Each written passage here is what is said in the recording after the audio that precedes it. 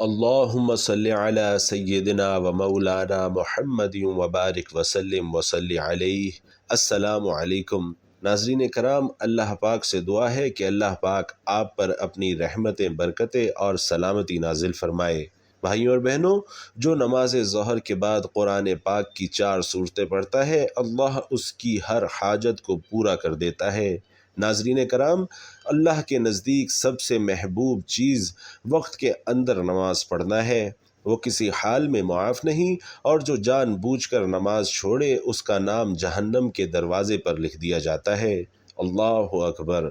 نماز دین کے قوانین میں سے ایک قانون ہے۔ پروردگار کی رضا اور خوشنودی نماز میں ہے۔ نماز انبیاء علیہم الصلاۃ والسلام کا راستہ ہے۔ نمازی محبوب ملائکہ ہے۔ نماز ہدایت، ایمان اور نور ہے۔ نماز روزی میں برکت، بدن کی راحت، شیطان کی ناپسندی اور کفار کے مقابلے میں اسلحہ ہے۔ نماز دعا کی اجابت اور اعمال کی قبولیت کا ذریعہ ہے۔ نمازی اور ملک الموت کے درمیان شفیع ہے۔ نماز قبر میں انسان کی مونس، اس کا بستر اور منکر نکیر کا جواب ہے۔ نماز قیامت کے دن نمازی کے سر کا تاج، چہرے کا نور، بدن کا لباس اور آتش جہنم کے مقابلے میں سپر ہے۔ نماز پل صراط کا پروانہ، جنت کی کنجی، حوروں کا مہر اور جنت کی قیمت ہے۔ نماز کے ذریعے بندہ بلند درجہ اور اعلیٰ مقام تک پہنچتا ہے، اس لیے کہ نماز تسبیح و تحلیل، تمجید و تکبیر، تمجید اور تقدیس اور قول اور دعا ہے۔ ہر عبادت کا ایک ستون اور پایہ ہوتا ہے جس پر پوری عمارت کا دار و مدار ہوتا ہے۔ اگر کبھی اس ستون پر کوئی آفت آ جائے تو پوری عمارت زمین بوس ہو جاتی ہے۔ اسی طرح سے نماز ایک دیندار انسان کے دین اور عقائد کے لیے ایک ستون کی مانند ہے۔ علی بن ابی طالب رضی اللہ تعالی عنہ تمام مسلمانوں اور مومنوں کو وصیت کرتے ہوئے فرماتے ہیں کہ میں تم سب کو نماز کی اور اس کی پابندی کی وصیت کرتا ہوں، اس لیے کہ نماز بہترین عمل اور تمہارے دین کا ستون ہے۔ نماز انسان کو بلند ترین درجے تک پہنچانے کا ذریعہ ہے جسے معراج کہا جاتا ہے۔ بزرگوں کا قول ہے کہ نماز مومن کی معراج ہے۔ ناظرین، نماز عقیدے کی تجلی، ایمان کا مظہر اور انسان کے خدا سے رابطے کی نشانی ہے۔ نماز کو زیادہ اہمیت دینا ایمان اور عقیدے سے برخورداری کی علامت ہے، اور نماز کو اہمیت نہ دینا منافقین کی ایک صفت ہے۔ خداوند عالم نے قرآن میں اس کو منافقین کی ایک نشانی قرار دیتے ہوئے فرمایا کہ منافقین خدا کو فریب دینا چاہتے ہیں، جبکہ خدا خود ان کے فریب کو ان کی طرف پلٹا دیتا ہے۔ اور منافقین جب نماز کے لیے کھڑے ہوتے ہیں تو سستی اور کاہلی کی حالت میں نماز کے لیے کھڑے ہوتے ہیں اور لوگوں کو دکھاتے ہیں اور بہت کم اللہ کو یاد کرتے ہیں۔ ناظرین، رسول خدا صلی اللہ علیہ وسلم کا فرمان ہے کہ نماز ترازو ہے۔ جعفر صادق رحمۃ اللہ علیہ فرماتے ہیں کہ سب سے پہلے انسان سے آخرت میں نماز کے بارے میں پوچھا جائے گا۔ اگر نماز قبول کر لی گئی تو تمام اعمال قبول کر لیے جائیں گے، اور اگر نماز رد کر دی گئی تو دوسرے اعمال بھی رد کر دیے جائیں گے۔ چونکہ نماز دین کی بنیاد اور اس کا ستون ہے، عمل کی منزل میں بھی ایسا ہی ہے کہ جو شخص نماز کو اہمیت دیتا ہے وہ دوسرے اسلامی دستورات کو بھی اہمیت دے گا، اور جو نماز سے بے توجہی اور لاپرواہی کرے گا وہ دوسرے اسلامی قوانین سے بھی لازمی لاپرواہی برتے گا۔ گویا نماز اور اسلام کے دوسرے احکام کے درمیان لازمہ اور ایک طرح کا رابطہ پایا جاتا ہے۔ اسی لیے حضرت علی رضی اللہ تعالی عنہ نے محمد بن ابی بکر کو خطاب کرتے ہوئے فرمایا کہ اے محمد بن ابی بکر، جان لو کہ ہر عمل تمہاری نماز کا تابع اور پیروکار ہے، اور جان لو جس نے نماز کو ضائع کیا اور اس سے لاپرواہی برتی وہ دوسرے اعمال کو زیادہ ضائع کرنے والا اور زیادہ اس سے لاپرواہی برتنے والا ہوگا۔ ناظرین، قیامت اصول دین میں سے ایک یہ ہے، اور وہ یہ دن ہے کہ جب تمام انسانوں کو حساب کتاب کے لیے میدان محشر میں حاضر کیا جائے گا۔ روایات کی روشنی میں اس دن سب سے پہلا عمل جس کے بارے میں انسان سے سوال کیا جائے گا وہ نماز ہے۔ رسول اکرم صلی اللہ علیہ وسلم نے فرمایا کہ روز قیامت بندوں کے اعمال میں سب سے پہلے جس چیز کو دیکھا جائے گا وہ نماز ہے۔ حضرت علی رضی اللہ تعالیٰ عنہ فرماتے ہیں کہ جب انسان حالت نماز میں ہوتا ہے تو اس کا جسم، اس کے کپڑے، اس کے ارد گرد موجود ساری اشیاء خدا کی تسبیح اور تحلیل کرتی ہیں۔ نماز کے بہت سے فائدے اور ثمرات ہیں جو نمازی کی دنیاوی اور اخروی زندگی میں نمایاں ہوتے ہیں۔ ان میں سے بعض کی طرف اشارہ کیا جا رہا ہے۔ انسان ہمیشہ ایک ایسی قوی اور طاقتور چیز کی تلاش میں رہتا ہے جو اس کو قبیح اور برے کاموں سے روک سکے، تاکہ ایسی وہ زندگی گزار سکے جو گناہوں کی زنجیر سے آزاد ہو۔ اور ناظرین، قرآن کی نگاہ میں وہ قوی اور طاقتور چیز نماز ہے۔ فرمایا گیا کہ بے شک نماز گناہوں اور برائیوں سے روکتی ہے۔ ناظرین، اس آیت کی روشنی میں نماز وہ طاقتور اور قوی شے ہے جو انسان کے تعادل اور توازن کو حفظ کرتی ہے اور اس کو برائیوں اور گناہوں سے روکتی ہے۔ چونکہ انسان جائز الخطا ہے اور کبھی کبھی چاہتے ہوئے یا نہ چاہتے ہوئے بھی گناہ کا مرتکب ہو جاتا ہے، اور ہر گناہ انسان کے دل پر ایک تاریک اثر چھوڑ جاتا ہے جو نیک کام کے انجام دینے کی رغبت اور شوق کو کم اور گناہ کرنے کی طرف رغبت اور میل کو زیادہ کر دیتا ہے۔ ایسی حالت میں عبادت ہی ہے جو گناہوں کے ذریعے پیدا ہونے والی تیرگی اور تاریکی کو زائل کر کے دل کو جلا اور روشنی بخشتی ہے۔ انہی عبادتوں میں سے ایک نماز ہے۔ خداوند عالم فرماتا ہے کہ نماز قائم کرو کہ بے شک نیکیاں گناہوں کو نیست و نابود کر دیتی ہیں۔ بے شک نماز گزشتہ گناہوں سے ایک عملی توبہ ہے، اور پروردگار اس آیت میں گناہگاروں کو یہ امید دلا رہا ہے کہ نیک اعمال اور نماز کے ذریعے تمہارے گناہ نیست اور نابود ہو سکتے ہیں۔ شیطان، جو کہ انسان کا دیرینہ دشمن ہے اور جس نے بنی آدم کو ہر ممکنہ راستے سے بہکانے اور گمراہ کرنے کی قسم کھا رکھی ہے، مختلف راستوں، ہیلوں اور بہانوں سے انسان کو صراط المستقیم سے منحرف کرنے کی کوشش کرتا ہے، مگر کچھ چیزیں ایسی ہیں جو اس کی تمام چال بازیوں پر پانی پھیر دیتی ہیں، اور ناظرین، انہی میں سے ایک نماز ہے۔ رسول اکرم صلی اللہ علیہ وسلم فرماتے ہیں کہ جب تک اولاد آدم نمازوں کی پابندی اور توجہ کے ساتھ انجام دیتی رہے گی، اس وقت تک شیطان اس سے خوف زدہ رہتا ہے، لیکن جیسے ان کو ترک کرتی ہے، شیطان ان پر غالب ہو جاتا ہے اور انہیں گناہوں کے گڑھے میں دھکیل دیتا ہے۔ نمازی کو خدا، انبیاء علیہم السلام اور ائمہ اطہار کے نزدیک ایک خاص درجہ اور مقام حاصل ہے، جس کی وجہ سے خداوند عالم دوسرے لوگوں پر برکتیں نازل کرتا ہے اور ان سے بلاؤں اور عذاب کو دور کر دیتا ہے۔ جیسا کہ حدیث قدسی میں خداوند عالم فرماتا ہے کہ اے گناہگارو، اگر بوڑھے نمازی، خاشع جوان، شیر خوار بچے اور چرنے والے چوپائے نہ ہوتے تو تمہارے گناہوں کی وجہ سے تم پر سخت عذاب نازل کرتا۔ ناظرین، نماز اسلام کے 5 ستونوں میں سے اہم ترین ستون ہے۔ نماز بدنی عبادتوں میں سے سب سے افضل عبادت ہے۔ مسلم اور کافر کے درمیان فرق کرنے والی چیز نماز ہے۔ اسلام کا شعار نماز ہے۔ یہ شیطان کے چہرے کو سیاہ کرتی ہے، مومن کے لیے باعث فخر ہے۔ نماز کے وقت اللہ تعالی نمازی کی ہی طرف متوجہ ہوتا ہے۔ اللہ تعالی انسان کو سجدہ کرتے وقت ہی سب سے زیادہ پسند کرتا ہے۔ جب انسان نماز کے لیے تیار ہوتا ہے تو جنت کے دروازے کھول دیے جاتے ہیں، اور نماز کی جانب جتنے قدم بڑھاتا ہے اس کے اتنے گناہ معاف کر دیے جاتے ہیں اور اتنا ہی ثواب اس کے حق میں لکھ دیا جاتا ہے۔ جنگ میں ہو، کوئی چاہے دشمن کی تلوار کے سائے میں ہو یا پھر دشمن کے ڈر سے اپنی جان بچا کر بھاگ رہا ہو، اس وقت بھی نماز کو قضا کی صورت میں ادا کرنا لازم اور فرض ہے۔ یہ اسلام کا فرمان ہے، اور نماز بے شک دارین کی سعادتوں کا ضامن ہے۔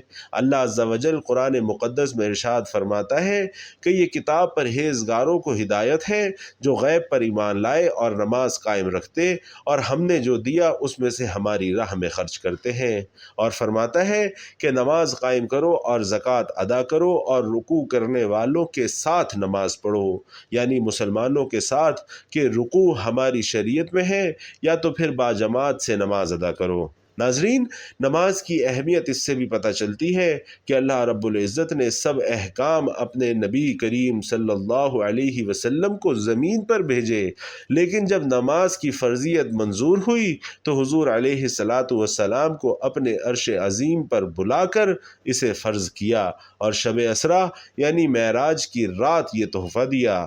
اللہ تبارک و تعالی نے پورے قرآن میں مختلف مقامات پر مختلف طریقوں سے 186 مرتبہ اپنے بندوں کو نماز قائم کرنے کا حکم دیا ہے، کیونکہ نماز تمام برائیوں سے روکتی ہے، جیسا کہ قرآن مقدس میں ذکر ہے کہ بے شک نماز تمام برائیوں اور برے کاموں سے روکتی ہے۔ اللہ تعالیٰ اپنے بندوں کو نماز پر پابندی کی تلقین اس لیے کر رہا ہے تاکہ اس کے بندے ضلالت اور گمراہی کے دلدل میں نہ پھنسیں اور حق کی راہ پر گامزن رہیں، تمام تر اختلافات اور مصیبتوں سے بچے رہیں۔ اگر آپ قرآن مقدس کی تلاوت کریں گے تو بے شمار آیات آپ کو ایسی ملیں گی جو نماز کی فرضیت پر دلالت کرتی ہیں، اور آپ جان لیں گے کہ بے شک نماز ہر حال میں فرض ہے اور اس سے بچنے کا کوئی چارہ کار نہیں۔ یقیناً نماز ہر حال میں فرض ہے، کیونکہ نماز ہی ایک ایسی عبادت ہے جو دنیا میں تو ساتھ دیتی ہی ہے، مرنے کے بعد قبر میں بھی ساتھ دیتی ہے، اور کل بروز قیامت آپ کی نماز آپ کے ساتھ ہوگی اور آپ کی شفاعت کرے گی اور کہے گی کہ یا اللہ، یہ تیرا بندہ ہے جو دنیا میں نماز صحیح وقت پر صحیح طریقے سے ادا کیا کرتا تھا اور میری بہت زیادہ قدر کیا کرتا تھا۔ ناظرین، رسول کریم صلی اللہ علیہ وسلم فرماتے ہیں کہ اللہ رب العزت کے نزدیک سب سے زیادہ جو عمل محبوب ہے وہ نماز ہے۔ ایک جگہ رسول کریم صلی اللہ علیہ وسلم سے دریافت کیا گیا کہ اللہ کے نزدیک سب سے زیادہ عمل کون سا پسندیدہ ہے، تو آپ صلی اللہ علیہ وسلم نے فرمایا کہ تمام تر عبادتوں میں سب سے افضل عمل اللہ کے نزدیک نماز ہے۔ ناظرین، آپ غور کریں کہ اللہ رب العزت نے نماز کو کیوں اتنی اہمیت کا حامل بنایا ہے اور کیوں سعادت کی ساری کنجیاں اسی نماز میں پوشیدہ کر دی ہیں۔ حبیب کائنات صلی اللہ علیہ وسلم فرماتے ہیں کہ بندے کے کفر اور ایمان کے درمیان جو چیز حائل ہے وہ نماز ہے، اگر کسی نے چھوڑا تو دین سے خارج ہو گیا۔ اور ایک مرتبہ آپ نے فرمایا کہ جس نے نماز کا اعتبار نہیں کیا تو نماز اس کے لیے نور، روشنی اور نجات نہیں بنے گی، بلکہ وہ قیامت کے دن قارون، فرعون، حامان اور ابی بن خلف کے ساتھ ہوگا۔ اللہ اکبر۔ ناظرین، رسول علیہ الصلاۃ والسلام فرماتے ہیں کہ جو ہماری طرح نماز پڑھے، ہمارے قبلے کو مانے اور ہمارے ذبیحہ کو کھائے، وہ ہماری ہی طرح ہے اور ہمارے حقوق اس کے لیے بھی ہیں۔ معاذ بن جبل رضی اللہ تعالیٰ عنہ سے روایت ہے کہ حضور علیہ الصلاۃ والسلام فرماتے کہ ہر چیز کی بنیاد اسلام ہے اور اسلام کی بنیاد نماز ہے۔ یہاں بہت سی احادیث اور قرآنی آیات کو پیش کیا ہے تاکہ آپ تمام حضرات، میرے تمام بھائی بہن، نماز کی اہمیت اور افادیت کو جان سکیں اور صحیح معنوں میں نماز کو ادا کر سکیں، کیونکہ نماز ہی سے آپ کی دنیا سنورے گی، قبر کی اندھیری رات میں نماز ہی آپ کے کام آئے گی، اور روز محشر نماز ہی آپ کی شفاعت کرے گی اور آپ کے حق میں گواہی دے گی کہ اے اللہ، اس شخص کو معاف کر دے، یہ مجھے پابندی کے ساتھ پڑھا کرتا تھا۔ مگر مجھے بہت افسوس ہو رہا ہے کہ آج ہم اس دور جدید میں نماز کو ہی بھلا بیٹھے ہیں، نماز پڑھنے میں کوتاہی برت رہے ہیں اور چھوڑنے کے عادی اس طرح بن چکے ہیں کہ گویا نماز ہے ہی نہیں۔ معاذ اللہ، معاذ اللہ، اللہ ہمیں ہدایت دے۔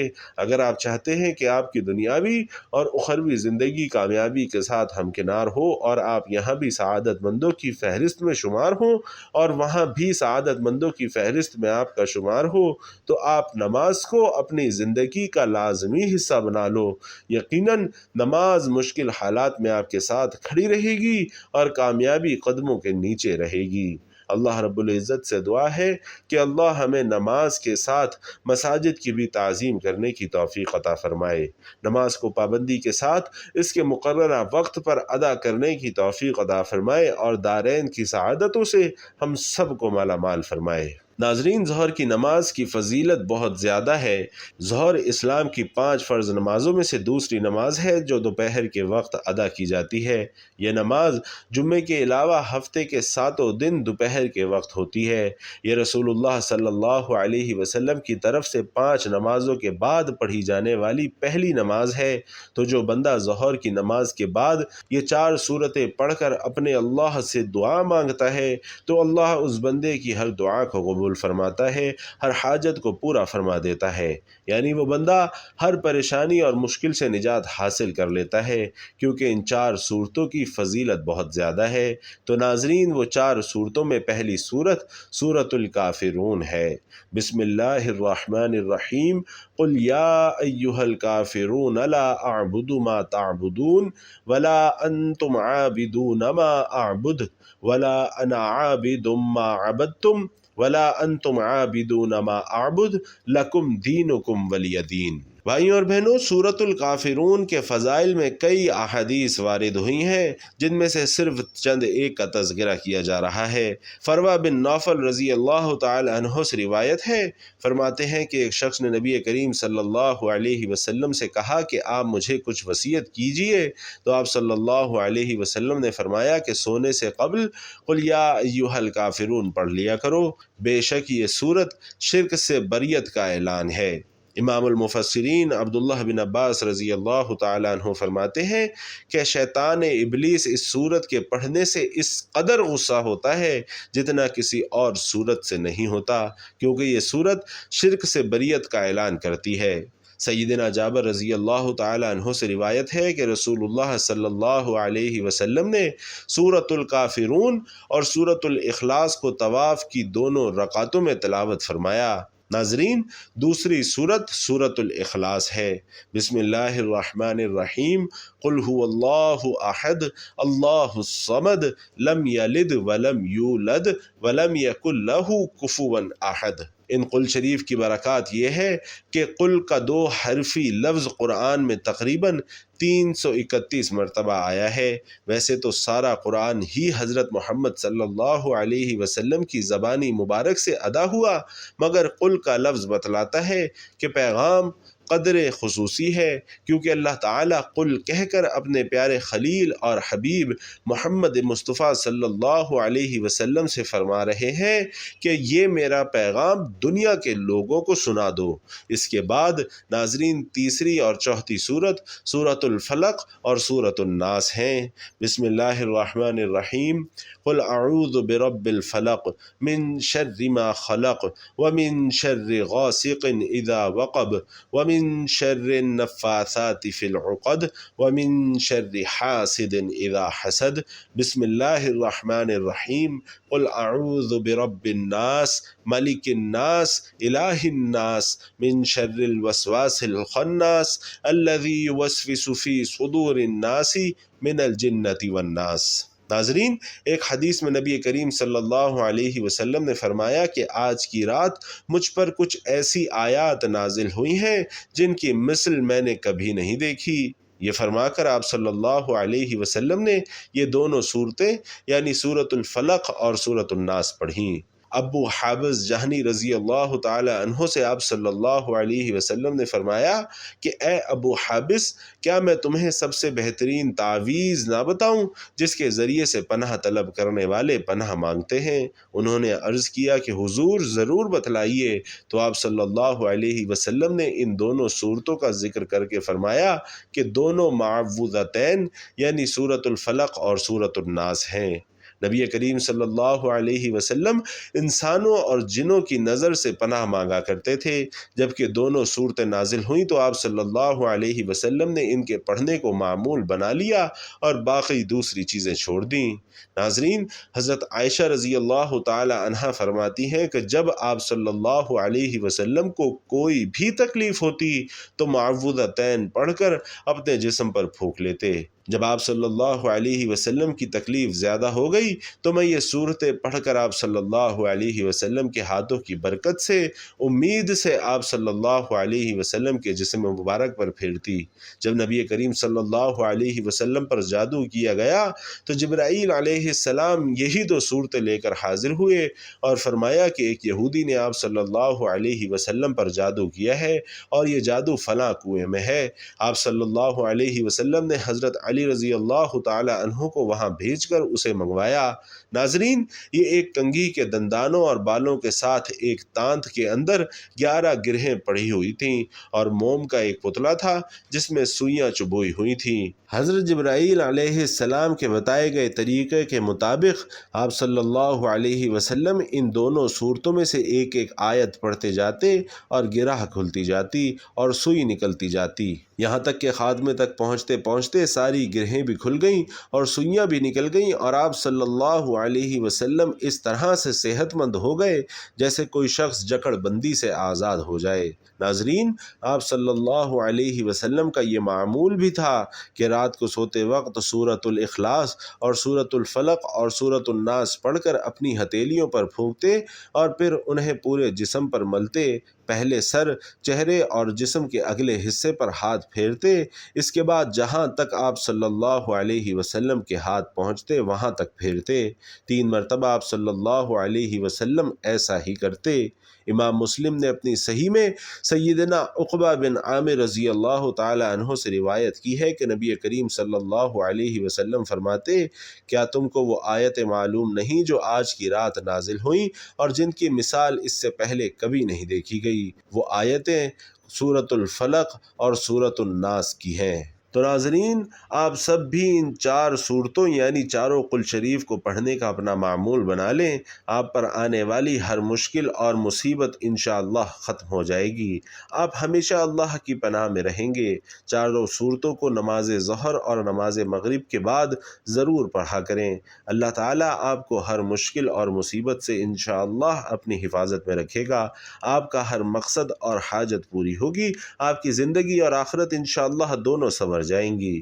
اللہ تعالیٰ سے دعا ہے کہ ہم سب گناہگاروں کو اپنی حفظ و امان میں رکھے۔ میرا سنانا اور آپ کا سننا اپنی بارگاہ میں قبول و منظور فرمائے، آمین یا رب العالمین۔ ناظرین، آخر میں آپ سے درخواست ہے کہ کمنٹ باکس میں اللہ تعالیٰ کے 2 طاقتور صفاتی نام یا رحمان و یا رحیم ضرور لکھ دیجئے گا۔ اللہ تعالیٰ ہم سب کا حامی و ناصر ہو، آمین۔ السلام علیکم ورحمۃ اللہ۔